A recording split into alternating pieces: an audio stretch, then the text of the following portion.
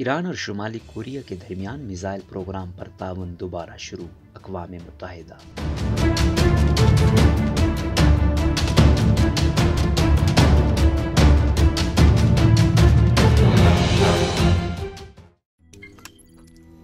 روزنامہ قدرت کی ویڈیو دیکھنے کے لیے ابھی یوٹیوب چینل پر سبسکرائب کریں اور بیل آئیکن پر بھی کلک کریں۔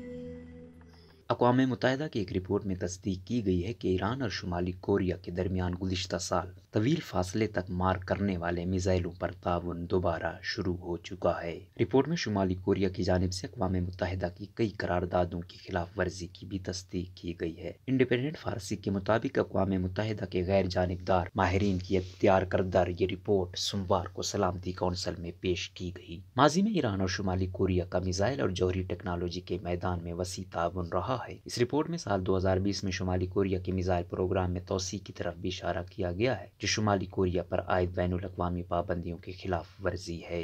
ایران اور شمالی کوریا دونوں پابندیوں کا شکار ملک ہیں، لیکن دونوں ممالک کی جانب سے ان پابندیوں کی خلاف ورزی کرنے کی اطلاعات آتی رہتی ہیں۔ خطے میں موجود ایران کے پڑوسی ممالک میں بھی طویل فاصلے تک مار کرنے والے ان میزائلوں کے حوالے سے تشویش پائی جاتی ہے۔ شمالی کوریا نے سال 2018 میں جوہری تجربات کرنے والی سرنگ کو اس دعوے کے ثبوت کے طور پر دھماکے سے اڑا دیا تھا کہ وہ جوہری ہتھیار تیار کرنے کی کوشش نہیں کر رہا۔ اس قسم کے دعوے کو دہرانے والے ایرانی عہدیداروں نے بھی اقوام متحدہ کی ایسی رپورٹس کی تردید کی ہے۔ خبر رساں ادارے روئٹرز کے مطابق اقوام متحدہ میں اسلامی جمہوریہ ایران کے نمائندے ماجد تخت رانچی نے 21 دسمبر 2020 کو اقوام متحدہ کو لکھے گئے خط میں ایران اور شمالی کوریا کے مابین میزائل تعاون کی بحالی سے متعلق رپورٹ پر رد عمل کا اظہار کرتے ہوئے کہا تھا کہ اس رپورٹ میں موجود معلومات غلط ہیں۔ انہوں نے رپورٹ میں موجود اعداد و شمار کو بھی جعلی قرار دیا تھا۔ خبر رساں ادارے AFP کے مطابق رپورٹ میں ایران اور شمالی کوریا کے درمیان میزائلوں کے اہم حصوں کی منتقلی اور اس پروگرام پر دونوں ممالک کے درمیان تعاون کی بحالی کی تصدیق کی گئی ہے۔ رپورٹ مرتب کرنے والے ماہرین نے پیونگ یانگ پر عائد ان پابندیوں کا بھی جائزہ لیا جو اس کے جوہری اور بلاسٹک میزائل پروگرام کو معطل کرنے کے لیے عائد کی گئی ہیں۔